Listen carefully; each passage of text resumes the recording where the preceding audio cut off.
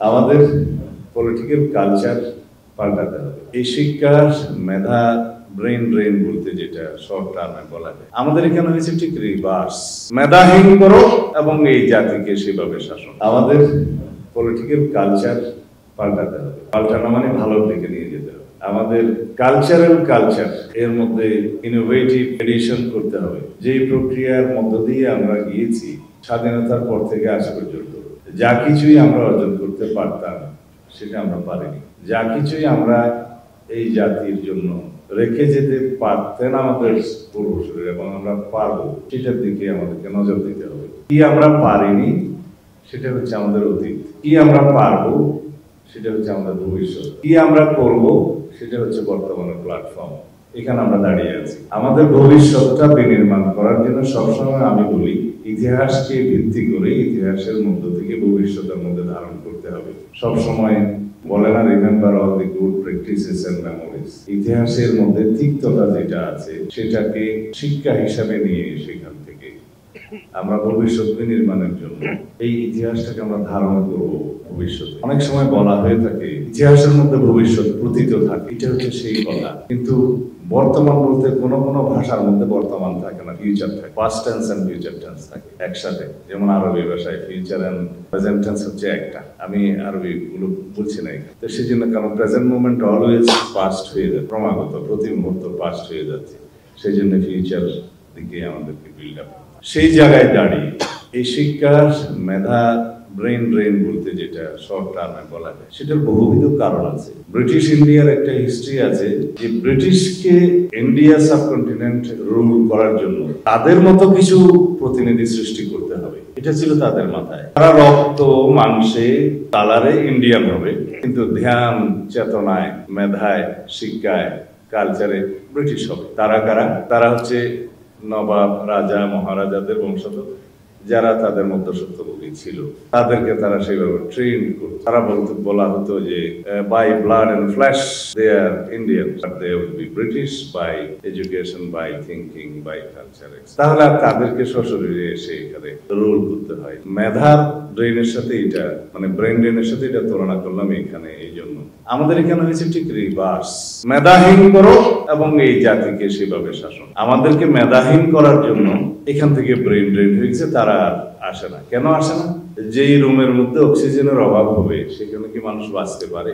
পারে না। তো সুতরাং এমন একটা পরিবেশ তারা সৃষ্টি করেছে যাতে মেধাবীরা আর কখনো এখানে না আসে। ওয়ান্স ড্রেন অলওয়েজ ড্রেন, এটাই যেন হয়। কয়েকটি দেশে পৃথিবীর, আমি নাম বলতে চাই না, সাম্প্রতিক ইতিহাসে আমরা চায়না এবং ইন্ডিয়াতে দেখেছি তারা ট্রেন্ড হয়েছে আরো উন্নত দেশ সময়ে। তারা সেখান থেকে সমস্ত জ্ঞান নিয়ে তারা নিজের দেশকে ডেভেলপ করেছে এবং প্রযুক্তিতে তারা এখন প্রায় নাম্বার 1 হয়ে যাচ্ছে। কিন্তু তারা শিখেছে ওখান থেকে, তারা ওখানে রয়ে যায় এবং এক পর্যায়ে কয়েকটি দেশের শিক্ষার্থীকে ওই সমস্ত দেশে, বিশেষ করে ইউএস এবং অন্যান্য দেশে কয়েকটি নির্ধারিত বিষয়ে আর কিন্তু রিসার্চ এবং অ্যাডমিশন দেওয়ার সুযোগ বন্ধ করে দিয়েছে। কিন্তু ইতিমধ্যে পানি অনেক দূর গড়িয়ে গিয়েছে, তারা এসেছে দেশের সেবা করতে। তা আমাদের এখান থেকে ব্রেন ড্রেন হওয়ার বহুবিধ কারণ আছে। এখানে যা যা উল্লেখ করা হয়েছে সবই সত্য, প্রশ্নের মধ্যেই উত্তরগুলো আছে।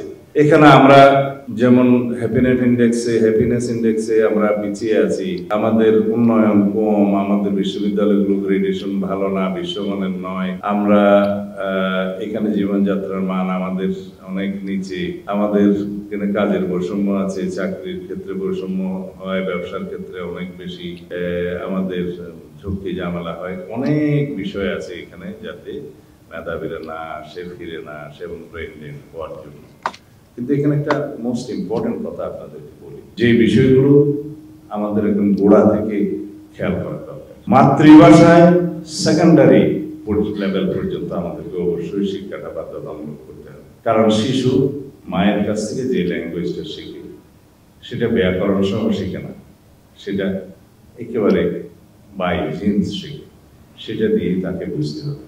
আমরা অবশ্যই বিদেশি একটি অথবা 2টি ভাষা আমরা শিখবো বাধ্যতামূলক, সেটার জন্য আলাদা টিচার নিয়ে আসা হবে, আলাদা শিক্ষা দেওয়া হবে, লিটারেচার শিখবো, ল্যাঙ্গুয়েজ হিসেবে শিখবো। কিন্তু সেই বিদেশি ল্যাঙ্গুয়েজ দিয়ে যদি আমি ইতিহাস পড়ি, অঙ্ক পড়ি, সায়েন্স পড়ি, সেকেন্ডারি লেভেল পর্যন্ত মেধার বিকাশটা হবে না। এটা আপনারা মাথায় রাখবেন। যখন শিশু কথা বলে, তার মা যেভাবে কথা বলে সেভাবেই কথা বলে, বুঝবে সেভাবে। এটা ভেরি ইম্পর্টেন্ট। শুধু ইংলিশ মিডিয়াম স্কুল সৃষ্টি করলাম, ছেলেকে আমেরিকা পাঠাবো, তারপরে তাকে ইংরেজিতে কথা বললে ভালো লাগে, these are emotions. In short বলতেছি, এটা অনেকটা ইন্সপিরেশনাল, অনেকটা মোটিভেশনাল স্পিচ, যেটা আমরা নিজেরাই শুনি বিভিন্ন সময়। এখন যেহেতু দায়িত্ব আমাদের পড়ছে, আমরা দিচ্ছি ডিসেমিনেশন। তো এখানে কথা হচ্ছে, আমরা যারা এখানে সামনে, আমি অডিয়েন্স দেখছি, সবারই সন্তান আছে বা এই এজে আছে। আমরা আমাদের সন্তানকে নিয়ে কীভাবে ভাববো, সেইটা সামনে রেখে আমি কথা বলছি। আমরা secondary and higher secondary level অবশ্যই মাতৃভাষায় পড়াবো। আমরা অবশ্যই দুটো ভাষা মিনিমাম, বিদেশি ল্যাঙ্গুয়েজ আমরা শেখাবো। আমরা শিক্ষাঙ্গনকে এমনভাবে প্রতিষ্ঠা করতে চাই যেটা রাষ্ট্র পরিচালনায় যারা থাকবে তাদের কাজ, বাট অবশ্যই in association with the teachers and students and the academic organisation যারা আছে তাদের কাজ। তো সেই শিক্ষার পরিবেশ যদি ঠিক, যদি রাষ্ট্র থেকে সেরকম ব্যবস্থা করা হয়, সেই সহযোগিতাটা যদি শিক্ষাঙ্গন থেকে পাওয়া যায়, শিক্ষকদের কাছ থেকে পাওয়া যায়, স্টুডেন্ট অর্গানাইজেশনগুলোতে পাওয়া যায়, অবশ্যই সেরকম একটা অ্যাটমসফিয়ারে, সেরকম একটা এনভায়রনমেন্টে শিক্ষা এবং রিসার্চ দুটোই এগিয়ে যাবে। তার মধ্যে আর কোনো বৈষম্য হবে না। এখন যেই অপকালচারের শিকার আমরা হয়েছিলাম, শিক্ষক রিক্রুটমেন্ট থেকে শুরু করে স্টুডেন্ট রিক্রুটমেন্ট এবং চাকরি প্রদান করার তিনটা স্তরে যেভাবে পলিউশন হয়েছে, যেভাবে পলিটিক্যালাইজ করা হয়েছে, যেভাবে বাংলাদেশের মেধাকে অবমূল্যায়ন করা হয়েছে, সেটার পরিণতি হচ্ছে আজকের এই সেমিনার। সেই জন্যই আমাদেরকে খেয়াল করতে হবে, আমরা রেসপন্সিবল ন্যাশন বিল্ডিং এর জন্য, শিক্ষকরা রেসপন্সিবল ন্যাশন বিল্ডিং এর জন্য। অতি অবশ্য সহযোগিতাটা নিতে হবে স্টুডেন্ট অর্গানাইজেশন, কমন স্টুডেন্টের কাছ থেকে, শিক্ষাঙ্গনের কাছ থেকে। এই যে তিনটা মিলিত ফ্যাক্টর মিলে রাষ্ট্র পরিচালনায় যারা জড়িত, নীতি প্রণয়নে যারা জড়িত, তাদের, শিক্ষক সমাজের, শিক্ষাঙ্গনের, ছাত্রদের সম্মিলিতভাবে একটা প্রচেষ্টায় আমরা যাতে এই ব্রেন ড্রেন এবং অন্যান্য আমাদের যে এই লাইনে ক্ষতি হওয়ার ন্যাশন বিল্ডিং এর যে সমস্ত ফিল্টারেজ আছে এগুলো বন্ধ করতে পারি, তাহলে পরে আমাদের মেধাবী সন্তানরা দেশে থাকার একটা পরিবেশ পাবে। দেশে যদি সে উন্নত শিক্ষা এবং উন্নত মানের রিসার্চ করার সুযোগ থাকে, তাহলে সে বিদেশে যাবে। দেশে যদি এমপ্লয়েড হয়ে সে কন্ট্রিবিউট করার সুযোগ পায়, তাহলে সে বিদেশে যাবে। এই পরিবেশটা নিশ্চিত করার জন্য আমরা কাজ করবো ইনশাআল্লাহ সম্মিলিতভাবে।